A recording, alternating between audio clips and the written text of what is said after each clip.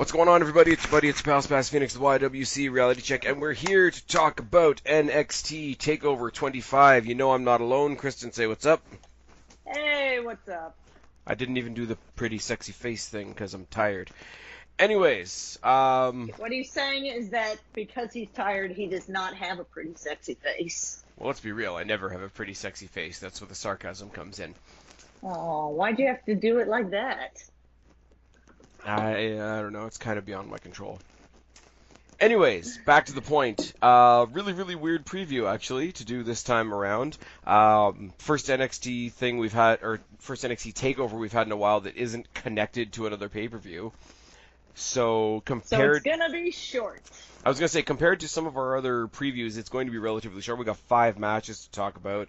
And for those of you that weren't listening when Guapo and I did the preview for Money in the Bank, please be advised there is no more pay-per-view pick'em. There's no more scorekeeping, etc. As I said last time, if you guys want to keep score amongst yourselves in the comment section, go ahead. If you guys want to get a debate going in the comment section, go ahead. But I will not be keeping score over the course of the pay-per-view anymore. And the whole idea of that is that myself, Christian / Guapo, when Guapo's with us, can have just a more general conversation rather than trying to stick to a structure that we almost never stuck to anyways. So I was sad about it too, guys. Thanks for throwing me under the bus. That's awesome. I am throwing you under the bus. Fuck you, man. I like the pick'em, but I also understand the idea that poor Spaz is having to keep track of a bunch of people's score instead of actually watching the pay-per-view that he's paying for. I'm sure we can find something else for Mizark 10 and Cheney to beat you at. I know. There will be other times. Shout out to all the usual suspects. You know who you are. Love it. If you still want to have some input and content on this channel, there's always the Q&A that will be done sometime either before or after SummerSlam, which I'm going to be going to. I don't know if you guys have heard, but I did not hear that. At this point, I'm going to like 7 shows over the course of 5 days. It's going to be friggin' retarded. That is retarded. Well, because NXT Takeover, which includes a taping of NXT, and then SummerSlam, Raw, SmackDown. SmackDown, you've also got the taping of 205 Live, and Destiny Wrestling is doing their Icons show, where the main event is OVE versus SCU. Amongst other awesome shit. I'm going to see Emma wrestle live for the first time, so that's going to be fun. That'll be nice. It will be nice. Also Joey Ryan, so that's interesting, I suppose. Josh Alexander's still our champion. That's kind of badass. I thought he was going to be facing Channing Decker, and I was wrong, because Channing Decker is going to be facing some other random hardcore dude whose name I cannot remember at this current time. But yeah, so that's what's going to happen then. So those of you that miss being part of the conversation with the Pick'em, go throw your questions in for the Q&A. The last Q&A was done around WrestleMania. Throw your questions in the comment section of that video. The usual suspects on this channel already know that drill. Eventually, maybe one of my co-hosts will throw a question in there. But why would I do that? I could just ask you. It's true. Yeah, you just shot me down, like, again on my own show. Yep, sorry. That's really sad. Hope you guys are enjoying this. Kristen hasn't been on a video with us since WrestleMania. Exactly. She's just here to shoot me down now. Exactly. I've been gone for a little while. Yeah, you were off taking pictures of bridges.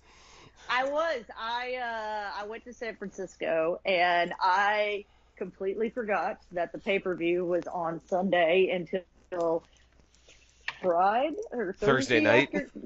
Thursday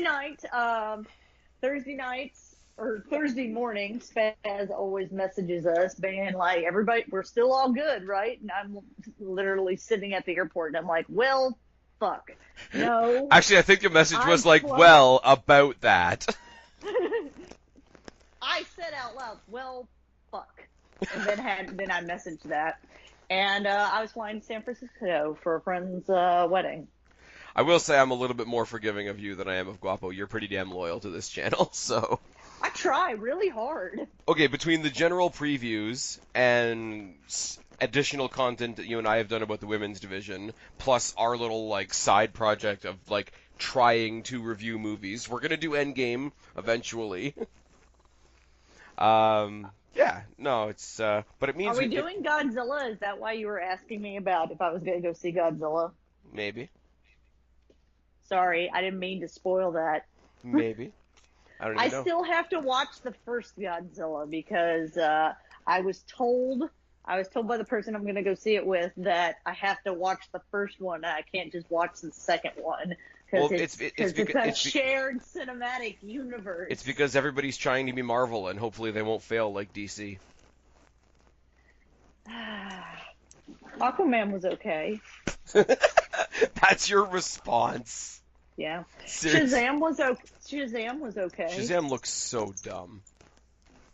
I thought Shazam was going to be mini tangent.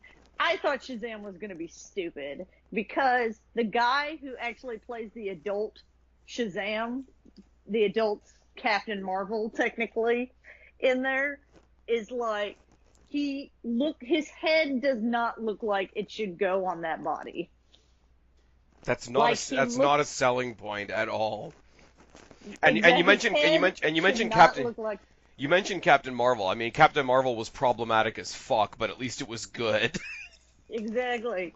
But yes, his head did not look like it was supposed to be on his body. Also, I saw an interview where he was like, "Nope, none of that muscle is CGI. That's all me." I'm like, "You fucking liar! There's no way that's all you. Stop lying to me. I'm not stupid." The only good thing DC has going for it right now is Batwoman when it comes out. And that's me me saying something nice about something that's going to be on the CW. But more or less because Ruby Rose can do no wrong. But that's another On a story. side note, I thought Shazam was all right, mostly because I had low expectations. So they exceeded my very low expectations, so it was all right. So it's like a B-level TNA pay-per-view. Yeah, basically. Or Double or Nothing. Anyways, let's talk about NXT. Okay, we'll talk about NXT because I didn't watch Double or Nothing, so I can't refute any of that. But I mean, I heard it was really good. It was really good. I mean, I heard the Cody Rhodes Dusty Rhodes match was so good people cried.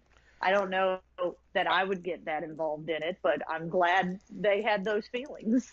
I mean, let's just like the end of that match was way better than how it started because how it started was super childish. But I mean, Guapo and I are going to tackle that sometime next week. We got NXT to talk about, and by the way, this is a wrestling podcast. Hang on! I have one thing. Oh God! I have one thing I want to say. Sorry about Double or Nothing. Do you? Just one thing. Just Okay. one thing. Everybody was like, "Oh my God, it had blood in it." What is the fascination with? I understand that blood adds to stuff because, especially like in a hardcore match and shit like that. I don't feel like a pay-per-view has to have blood for it to be good. Because WWE doesn't have blood. So as long as you're the opposite of WWE, you're doing the right thing. Drink the Kool-Aid, follow the sheep in front of you. That's not me shitting on Double or Nothing. I heard it was very good, and it actually, from what I've heard about it, made me interested in watching it. But they're going to have a TV deal because I'm not going to buy just a bunch of random pay-per-views. You good? Okay, now we can talk about NXT. Yeah. NXT Takeover 25. I think it's funny that this is the 25th Takeover, and Triple H, even in his announcement, was like, I can't wait to see somebody in the comment section say, well, it's actually 26 because Arrival was the first one. And he just looked right in the camera and he's like, Arrival doesn't have Takeover in the title. We're going with 25. That's hilarious. It kind of is. I love when we're talking about NXT and Triple H is in like pseudo character but also pseudo it's his baby and he's legitimately talking about it. Like he does that weird line when he talks about I have to go find that clip because I can imagine how he said it in my head, but it has to be better. Yeah. When he's talking about NXT like in an interview, it's almost like he becomes like super trolly Triple H and I'm here for it. And the card itself is, I mean, Kel surprise, it's an NXT show, but the card is really fucking good, and there's no dead weight on it, and by no dead weight, I don't just mean they took Cassius Ohno off of it. I don't know where to start, really, because I don't have notes, because we're not... Well, I feel like you... With not doing the pick'em, I don't have the notes, so literally, I have the... See, not having the pick'em is fucking everything up. Nope, I'm just going to pick up my phone where I texted you the fight card, because there's 5 matches. The first one I want to talk about is Fatal 4-Way ladder match for the vacant tag team titles, because they had to bring the Viking Raider Warriors experience to Raw, because they're being used really, really well, and they went back to NXT to vacate the titles, and random teams are now fighting over them because the Viking Raiders are like, we're on Raw now, and this sucks. The Viking Raider Warrior experience version 2.0. I do love, though, and we're going to talk about this again later on with another match, I think Triple H is scripting NXT to literally make fun of WWE, because after they went up, they came back, and even on NXT, they were being called the Viking Raiders, which was really cringy, and the fans weren't having it at all. And when the Street Profits came out to challenge them, they're like, you can't vacate those titles, we want to fight you for them.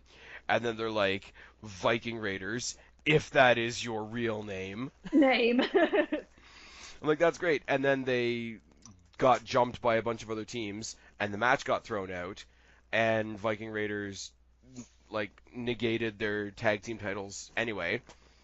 But, in all fairness, we do get a pretty decent match coming out of this. It's basically the Forgotten Sons, who I've been saying forever are like missing something, versus the Street Profits, who are awesome, versus Fish and O'Reilly from Undisputed Era, who are awesome, and versus Oni Lorcan and Danny Burch, who are awesome.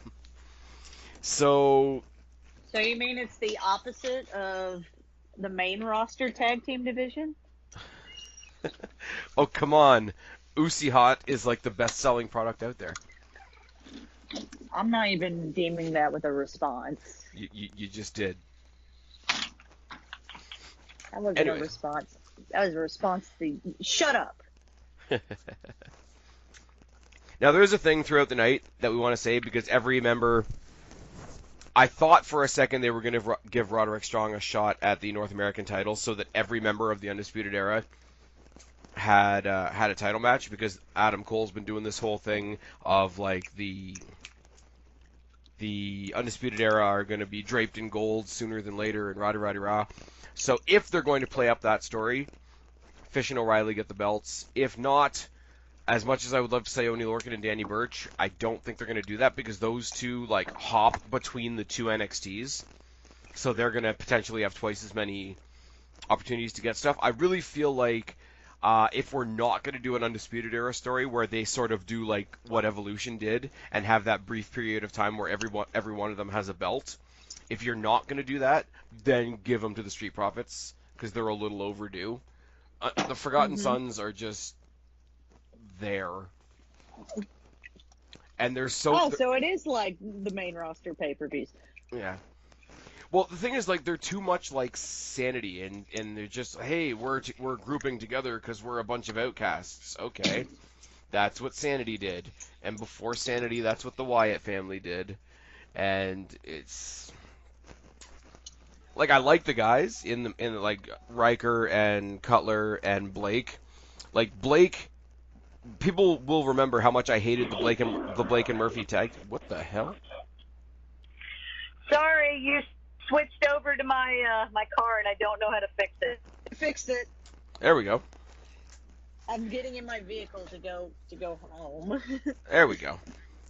No, Sorry. I was gonna say, because we're having a tag team conversation here right now.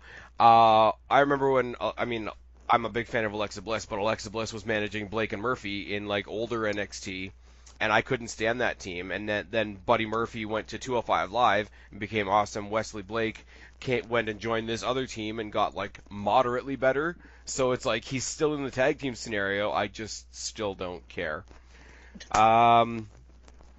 So yeah, like I say, for me it comes down to Undisputed Era or Street Profits. What are your thoughts? I mean, I feel like Undisputed Era is overdue to have this like we are in charge of NXT kind of thing. And so I think I'm gonna give it to them. And even though who is it? Roderick Strong, who doesn't have a title match tonight. I mean, that doesn't mean that at another NXT he won't. Well, no, that's absolutely true, but like I really thought that they would have like that single, like you know when you have like that one really good night. Like I was thinking up until they announced the North American title match that we are getting, I thought that they were going to book WrestleMania, or sorry, not WrestleMania, Takeover 25 to be like the one night that Undisputed Era took everything. They need to have that night. Yeah, they do. But they're also playing up this thing where there's like a little bit of resilience, or a little bit of resistance rather, between Strong and Cole. So either it's going to be like the best night in the history of Undisputed Era, or it's going to be the night that they fall apart. Like I feel like if it just falls in the middle and they kind of break even, that's going to be really disappointing. And that's not what we need in WWE right now. We have plenty of disappointment. No, we need Baron Corbin fighting for the Universal title in Saudi Arabia in 8 days. Oh God, which one of Why do you you? have to remind me about that? Who's gonna draw the short straw between you and Guapo and preview Super Showdown with me? Not me, because I don't plan on watching Super Showdown. I didn't think you did. One, it's at a stupid time. I think it's going to be like real early in the morning, which Nope. I know for all the UK fans and everyone else that's in like a different time zone, you guys are like super stoked about it being at a normal time for you guys. I was gonna say like on our best friends over at What Culture, like they said it's coming on at like 4 in the afternoon for them. And I am very happy for them, but I also don't think I would watch this pay-per-view if it came on at a normal time and they gave it to me for free and somebody came to my house and physically turned it on for me. I mean, it's gonna be ridiculous. I'm gonna sit back and laugh at it like I sat back and laughed at Crown Jewel. We had that conversation. Although I'm also one of those people that's specifically not watching it for all of the political stuff. Fair. So, you know, it has nothing to do with the actual matches that are on the card, even though I really don't want to see Undertaker fight Goldberg. I was gonna say it does have a little bit to do with the matches that are on the card. I mean, Be real. It has a little bit, but it's not the number one reason. The number one reason is is the political standings. The number two reason is, some of the card is shit anyways. If this Which exact is what card, makes me, if this exact card was happening at the next Australia show, would you watch it? the NXT card or the No, or the takeover thing, because that's what we're talking about absolutely for a minute. not. Really? Okay, cool. No, I mean, like, it's ridiculous. They're gigantic house shows. I mean, we're diverting a little bit. For anybody that wants to know mine and Kristen's detailed opinions on sort of like the political spectrum of the Saudi Arabia deal, we did do an extensive commentary on Crown Jewel that I think came out really well, and I think we brought out a lot of good points. I'm not going to reiterate them here, but I yeah. mean, I just gave you a summary, basically. You did, and I have my more controversial takes on things that I'm not going to get into here because most people that have been paying attention already know what they are. Next match. Next match. This is a weirdly important match, I think, for like the structure of NXT. It's Velveteen Dream defending the NXT North American Championship against Tyler Breeze. And where I say it's super important is we haven't really had anybody, because we've talked a lot about the people that go up to the main roster and then they don't get used and rah, but we've never had somebody like actually take the reverse step of coming back to NXT. So as much as I'm looking forward to this match on its face, I mean, I love seeing Tyler Breeze on my TV again. Him and Velveteen Dream are charismatic as fuck. The match is going to be great. I think the result is a little bit predictable, but that being set aside, if this works successfully, we could see other people take that step back. Like if they don't use Nikki Cross right away, they could have her come back and like put somebody else over in NXT and open that door because it hasn't really been opened before. Okay, so I was actually going to ask you how you felt about the idea that some people think going back to NXT is a demotion. So I it think sounds like in your mind, I think moving up to friggin' Raw and SmackDown is a demotion. I think a lot of people think that now. I mean, I don't think any show is. I don't.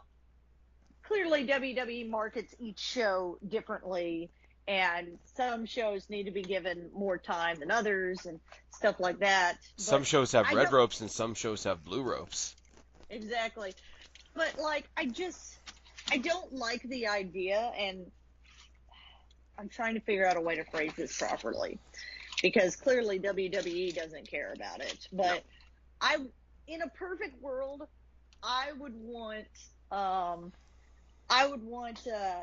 it's not a demotion. It's where you best fit and what best. I mean, as long as you're getting on TV and getting the spotlight and getting to do something, as opposed to hanging back at catering and getting paid like your $500 just to show up. You know, Yeah. I feel like that should be a good thing. I don't So think what? I don't think it's something they could do lazily though. Yeah, Like the whole thing that Tyler Breeze is playing up on social media right now is he's one of the NXT OGs, yeah. and that's absolutely true. So there's a warm spot in everybody's heart at Full Sail for Tyler Breeze. Like you can cycle him out, or you can cycle him in for somebody that's not quite getting to where they need to get to on NXT. I don't know, like somebody like a Sean Maluda, or they just got Kushida there, and they've got the guy that looks like The Rock with blonde hair, Kona Reeves. So like they're not main eventing, they're not in title feuds, but they need something to just make them stick out. Have somebody like that, or have, I want to say Kevin Owens, but I don't think Kevin Owens necessarily would work. But like you want to get somebody. Sami Zayn. Yeah, there you go. Like bring the heel Sami Zayn that he's developed on the main roster back to NXT. You want to have something like Kushida versus Sami Zayn. Tell me that's not gonna be like your one extra match on the pay-per-view. Like we know that. And somebody like a heel could even use that storyline of, I'm been on the main roster. I'm so much bigger and badder now, and blah blah blah. Oh, absolutely. And then just have them kick the shit out of them. Be like, it doesn't matter that you've been on the main roster. This is NXT. Oh, exactly. But like there's always the and they used to use the UK title for this, but now they have the UK brand. But they've always laid out the Takeover shows with 5 matches. There's the men's title, the women's title, the tag titles, and then it used to be that there was like 2 quote-unquote other matches. Now one of those is the North American title, so you've got like one sort of exhibition match. Now if you want to have somebody like a Tyler Breeze or a Sami Zayn, or I would say even a Finn Balor, come back and have a program with somebody and be that other like exhibition match, that could work. Now, it works because you've got like homegrown NXT talent coming back. Not that they would ever do this, but I'm really saying like you wouldn't send John Cena to NXT for a program. That would be a horrible decision for John Cena. He would get booed out of the building, and it wouldn't even be like, it wouldn't be the boos that he gets on the main roster. It wouldn't be the we don't like you, you're thrown down our. It would be a level of hatred. You'd be able to feel the hatred. No, I don't even think like, okay, as much as it is John Cena, I don't even think it would be hatred. I just think it would be no, you don't belong here. Like a very simple like, this isn't right. But yeah, that being said, because it is basically set up to be an exhibition, I don't think, unless he's drafting. You're loud. Sorry, I was opening a package. Yep.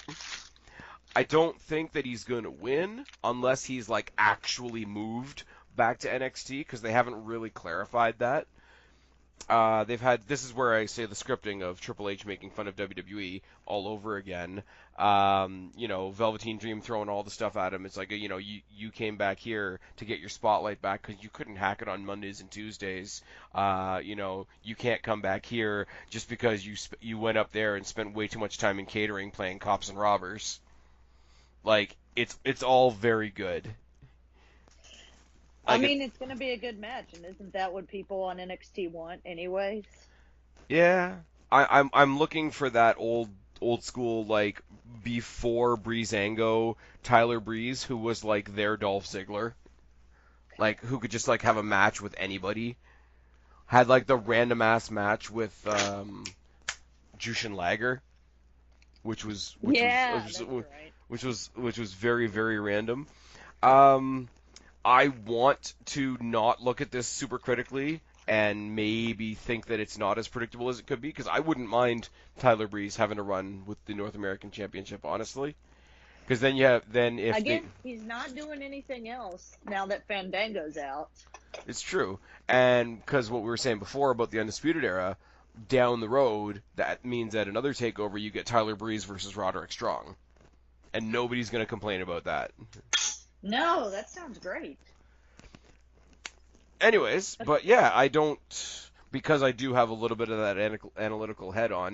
I don't think that it's as wide open as we think it is. I think it is going to be a showcase for Velveteen Dream, which isn't the worst thing in the world either. Do not bring Velveteen Dream to the main roster. Just no. He's got one of those gimmicks that just won't work on the main. Well, that WWE won't let work on the main roster. Well, they won't know what to do with it.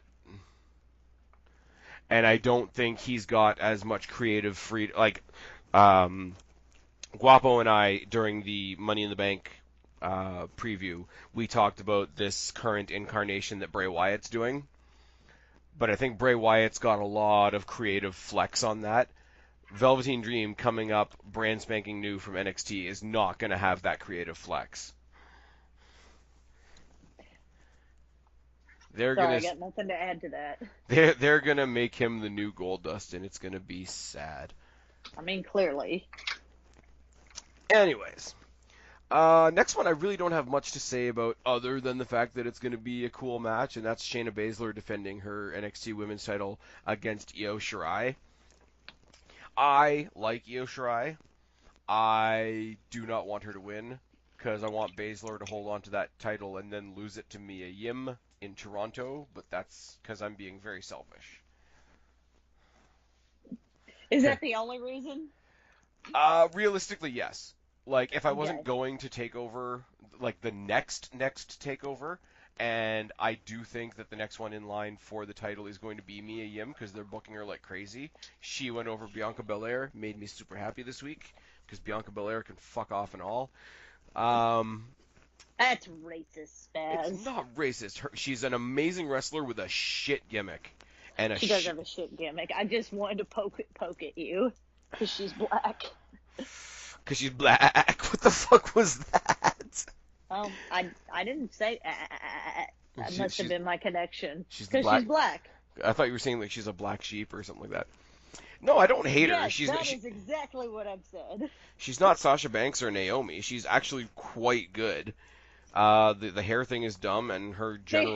The hair gimmick is stupid. I do like the fact that, like, Mia Yim put her away with what amounted to being, like, a one-knee codebreaker, but she grabbed her by the ponytail to pull her into the codebreaker, and I'm like, that's fucking cathartic as shit. It made me happy. But yeah, no, they're positioning her really strong. Mia Yim, I don't know if this has been true in other places where she's been, because I haven't seen her in those other places. She really does have sort of a badass kind of Lita vibe to her. Mm-hmm. And I think her versus Shayna Baszler is something I really want to see live. So I'm being super selfish here, and I'm kind of like overlooking another amazing wrestler in Io Shirai. But I want to see Mia Yim versus Shayna Baszler in Toronto. So that's Isn't that a great thing to have, though? To be like, this is going to be a great match, but I also want to see this really great match. Absolutely. Absolutely. And I mean, the next one would have been Nikki Cross, but they brought her to the main roster without letting her. They made the Alexa Bliss mistake. They brought her up to the main roster without ever letting her touch the title, and that's kind of a bummer. But as we say with the Tyler Breeze thing, if people can come back, like if you like, the old expression, you can never really go home again. If Tyler Breeze proves that you can, then maybe we can erase some of those mistakes. I'm just saying on a real thing after Toronto, if they want to do Mia Yim versus a returning Nikki Cross, I'll be a happy dude. I'm just putting it out there. I don't know. I want, if there's going to be more returns to NXT, and not even a return as in they're now on NXT, but even like what it looks like Tyler Breeze is doing, which is like just kind of coming like a one shot kind of thing. Coming in to put another guy over type thing. Yes, I'd like it to be like, I'd like it to be few and far between, so that For they sure. are real, so that they're special. Oh, for sure. I'm not implying that they do this like they do Tyler Breeze this one, they do Nikki Cross the next one, they do Sami Zayn the next one. No, like pick something that makes sense, or just like if you have one of those situations where I guess Shayna Baszler could do it, where she just beats the fuck out of everybody on the roster and then has an open challenge, and Nikki Cross comes back for a night or something like that. But on a totally separate note, even if a title's not involved, I would love to see Nikki Cross take on Mia Yim. That's just another thing that I would like to see happen. I'm just getting. I think you just want Mia Yim to face everyone. I want Nikki Cross to face everyone. And the fact that they've sort of got her, and it's not going to last, but the fact that they're partnering her up with Alexa Bliss on Raw is kind of awesome, if you're me. But, yeah. It's Alexa Bliss, and Alexa Bliss can do no wrong either. She got fucked. She never got to be the NXT Women's Champion, which is super sad. Moving on. She's also fucked right now because she keeps they keep keeping her on concussion protocol. Well, that's it's annoying, but it's ultimately a good thing. It is. It's a great thing because I love the people. Want... I love the people that are like, "Oh my god, she's fucking injured. Just get her fucking off my TV until she's gonna do something." And I'm like, Were you saying that about Daniel Bryan? Fuck off and all. What you're basically saying is because you don't like somebody, they don't deserve to have a job.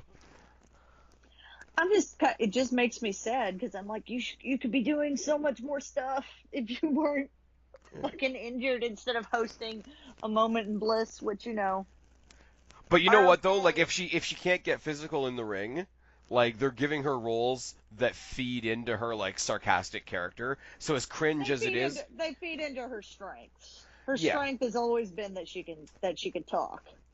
And this is one of those things, and I know we're in a climate right now where you can't, I just used the word climate, fuck me. But we're in a time right now where it's not really cool to give WWE credit for things, because AEW is a thing. But they are pretty good at finding other things for their employees to do if they can't wrestle anymore. Like, they're not kicking people out into the middle of the street. Eddie Guerrero passed away. They gave Vicky a job. Paige had to retire because of her neck injury. They gave her the manager of SmackDown. Now she's managing a tag team. Corey Graves got injured in NXT. They made him one of the best commentators in the company. Now Alexa Bliss is injured. We don't know for how long. So they've got her in all these, like, little instigator, puppet master type roles. Like, if they got injured and they just got thrown out the back door with the bathwater, like, people would be shitting on them for that. At least they're trying to do something. Like, people always go back to the whole Paul Heyman thing where he would, like, accentuate your strengths and hide your weaknesses. If you weren't a technical wrestler, he'd put you in a brawl. If you weren't a good promo guy, he'd give you a manager. Alexa Bliss can't wrestle right now, but she is, even though nobody really wants to admit it, great on the mic. So go let her instigate on the mic. That's all I got. And we got into an entire Alexa Bliss conversation talking about Shirai and Baszler. Who do you got, Shirai and Baszler? I just want Baszler to hang on to it just because I like the idea of this long-running champion. And she is kind of like, because she's getting her buddies to help out, but she's still doing, I'm trying to think how I phrased it. For a very long time, there hasn't been a lot of this recently, but for a very long time, I complained that there were almost too many of the sneaky, cowardly, opportunistic heel and not Like back when Triple H was a heel, even though every once in a while he would do the sneaky as easy as he could do it kind of match.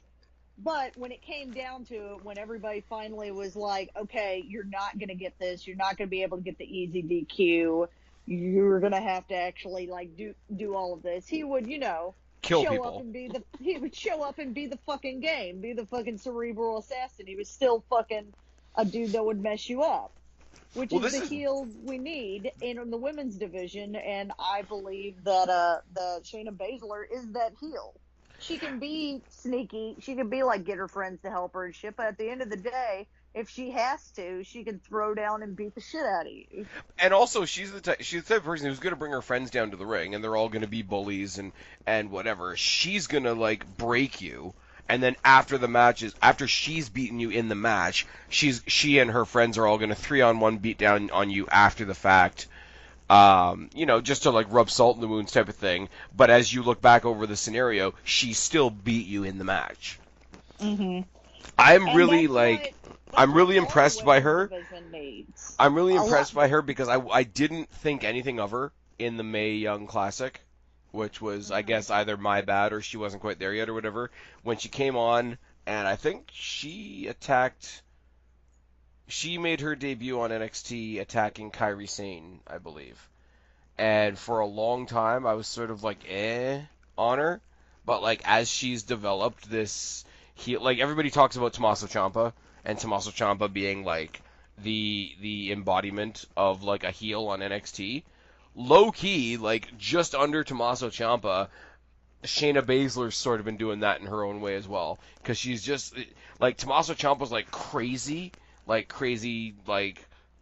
maniac, like wants to rip you limb from limb. Shayna Baszler has this smug, arrogant, like bully twist to it. Again, emphasize your strengths, hide your weaknesses. Yeah.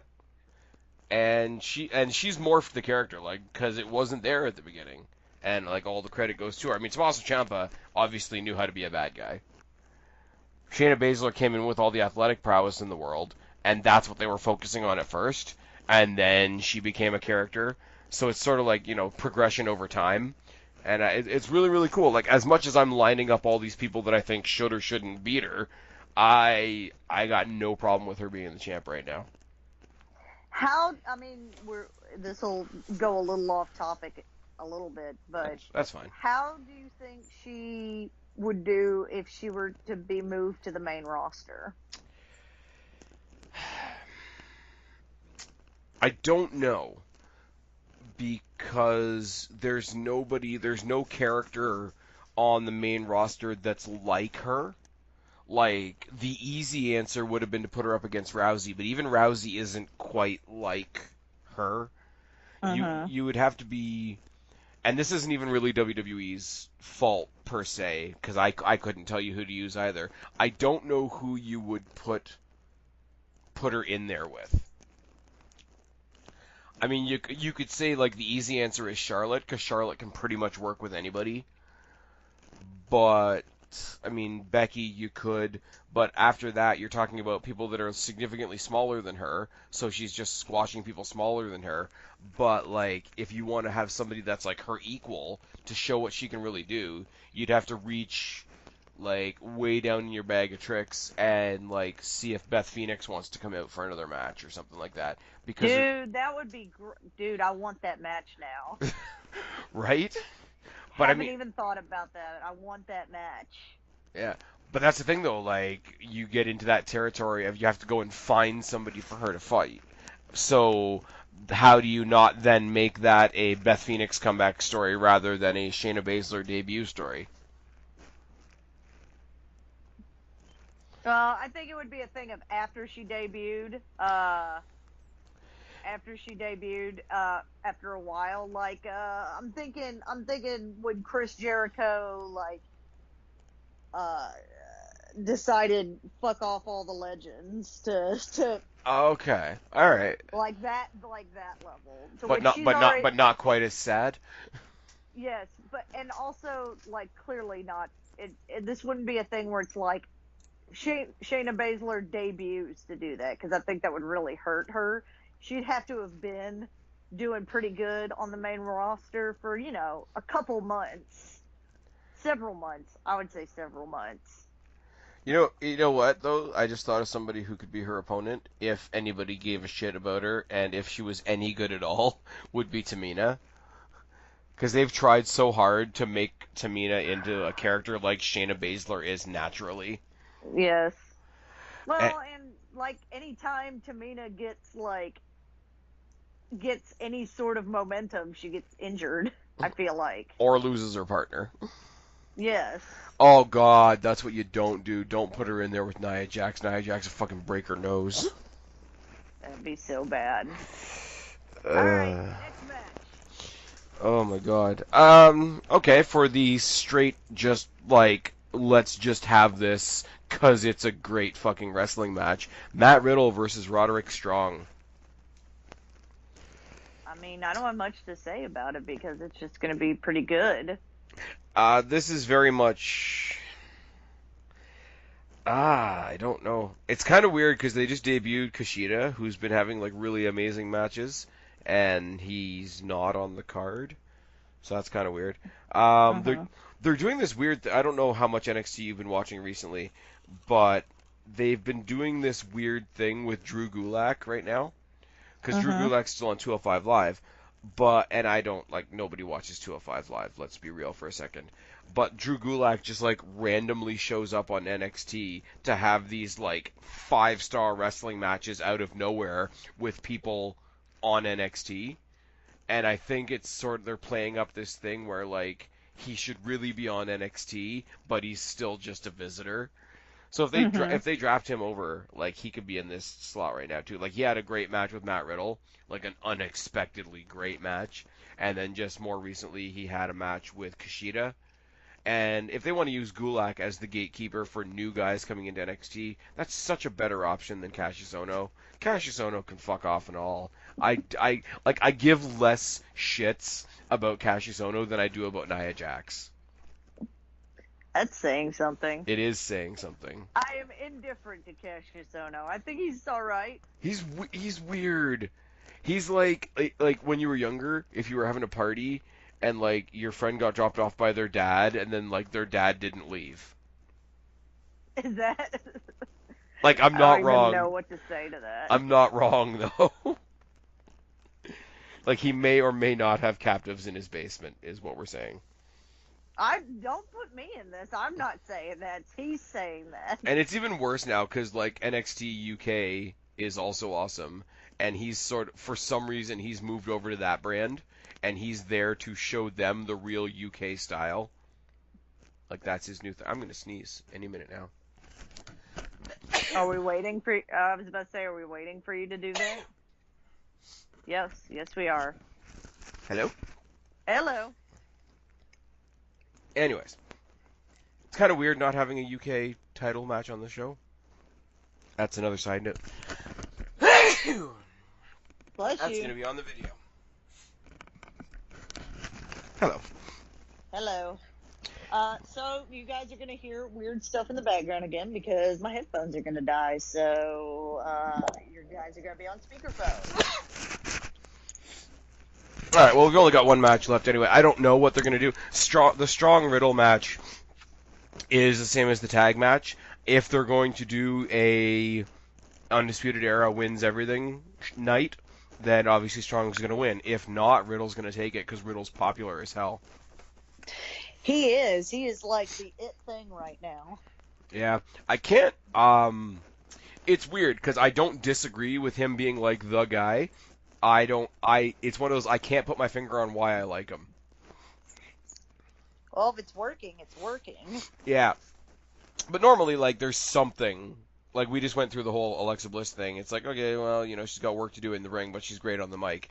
Matt Riddle just has this, like, weird other element to him that I can't describe. It's sort of, you and I had the conversation about Kenny Omega, where... Yeah. And I've had the conversation with Guapo as well. Whereas I see Kenny Omega, I've seen him a couple of times now. I can see that he's a great wrestler. I can see that he's got the crowd in the palm of his hand. But I just don't get it. Like like whatever it is, I'm not getting it, and that's fine. I'm okay with not getting it. Matt Riddle, I like, but I can't quite put my finger on what it is either. So that's a nice problem to have, I guess. But it's just like it's like you and I have said about NXT a lot. There's not a whole lot to predict with most NXT matches because we just sit here and say, yeah, it's going to be great. Then we got the main I event. got nothing else. Then we got the main event, which is just going to be a sequel to what we saw in New York between Johnny Gargano and Adam Cole, baby. For a match that came out of Tommaso Ciampa being injured, the 2 out of 3 falls match, Gargano versus Cole at Takeover New York, was fucking fantastic. This is going to be fucking fantastic. And this is the pinnacle of, are they telling that Undisputed Era story or not? That's true. NXT just it in general always when makes the best of a bad situation. It is very upsetting that Tommaso Ciampa was injured when he was.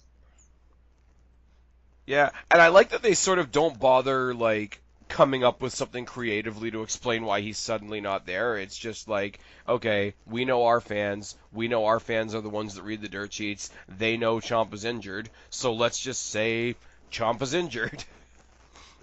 It's It's an unfortunate time for him to be injured, oh but yeah. NXT is good about making the best of a bad situation, and Adam Cole versus Johnny Gargano is the best of a bad situation, and it's pretty damn good.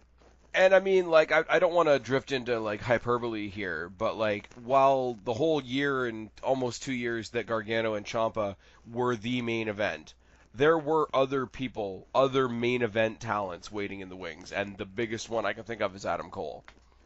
Like, does it suck that this is why he got the opportunity? Obviously, but like, we were waiting for this guy to like be in the main event, become champion, etc.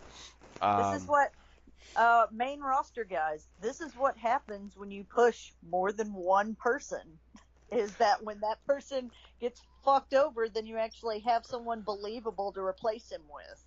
But see, that's where you get into a little bit of a dichotomy though, because they didn't ever tell you that Adam Cole was a main eventer, because he was never fighting for the NXT title. He was never on the main event of a It paper. made sense. They just they gave him the platform to go out there and do his thing and let the crowd come to the decision that that guy's going to be in the main event one day.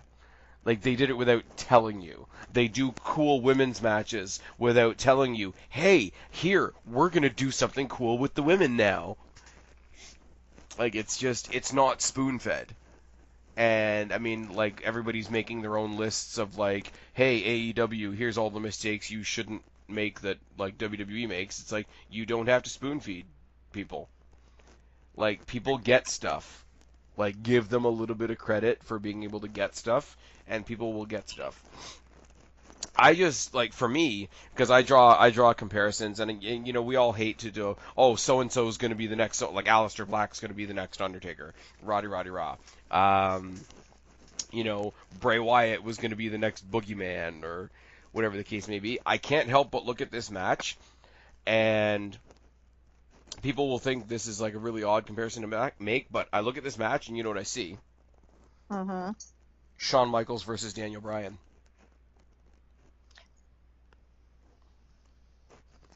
I don't know that I see that, but I mean, if you're putting it on that caliber, Yeah. Oh, for sure. But like individually, like Johnny Gargano, when he was like at his peak of like babyface-ness, he very much had a Daniel Bryan thing going. And I've said I haven't seen anybody in the WWE since CM Punk that I've been like, yeah, that guy's got the Shawn Michaels total package. Like, can do a character, can be a face, can be a heel, can brawl, can high fly, can grapple, can like just like that Swiss Army knife talent. mm-hmm. Like I said, it went right from Shawn Michaels to CM Punk, and now it's gone to Adam Cole, in my opinion. Plus, he's got a lot of similar characteristics as well, like the way he carries himself. Like, he doesn't do like a Shawn Michaels impression, but he carries himself in a lot of the same sarcastic ways, and it's really, really good. So for me, just as I make my comparisons to people individually, like for me, this match is sort of Daniel Bryan versus Shawn Michaels character-wise, and it's not any kind of bad thing because these guys didn't have a story at all. They just basically threw this on the card for New York and said, "Oh, by the way, this is the fucking awesome match you're getting." I mean, yeah, pretty much. And I mean, like, NXT can do that. And this is where you get into a little bit of hypocrisy, because I get the feeling, and not that WWE hasn't sort of earned this double standard, but I think at this point, if WWE did that, where it's like, oh, we can't have this match, so we just threw this other thing together, people would shit on it, because they would go, oh, you know, you couldn't do this, you couldn't do that because of bad planning, whatever. NXT can definitely do that, because they've earned like, even if the match had turned out bad, even if like all the wrestling gods had checked out that day, and for some reason Gargano versus Cole was a bad match, they wouldn't have lost the faith with the NXT fans because they've built it up already.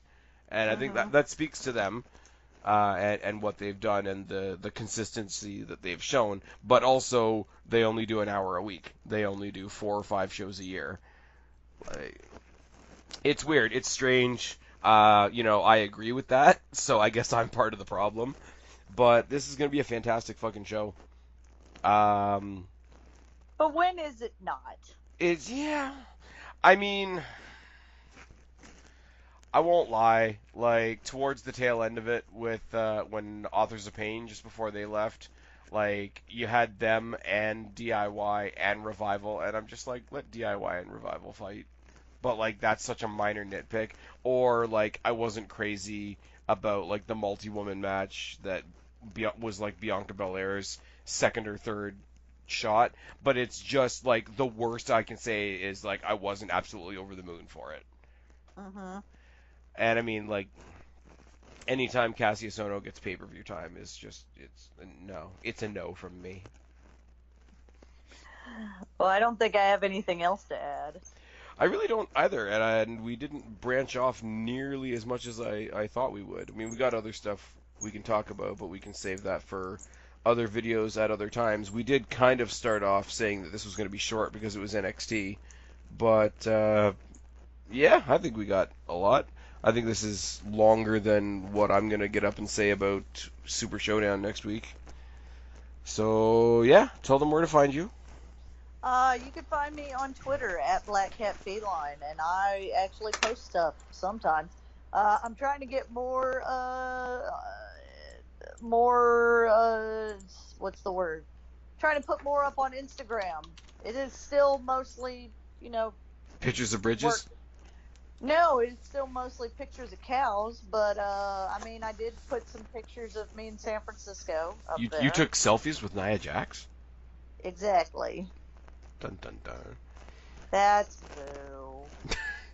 And you know where to find me or you wouldn't be here. Until next time, I've been Spaz, she's been Kristen, we are your YWC Reality Check. Subscribe up there, talk down there, start a conversation, keep all these conversations going. Don't be a stranger, I'll talk to each and every last one of you later, but for right now, me and Kristen are tagging out. Bye, guys.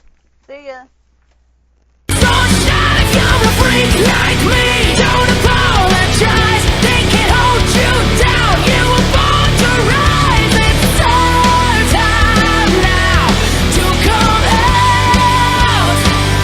You're a freak like me.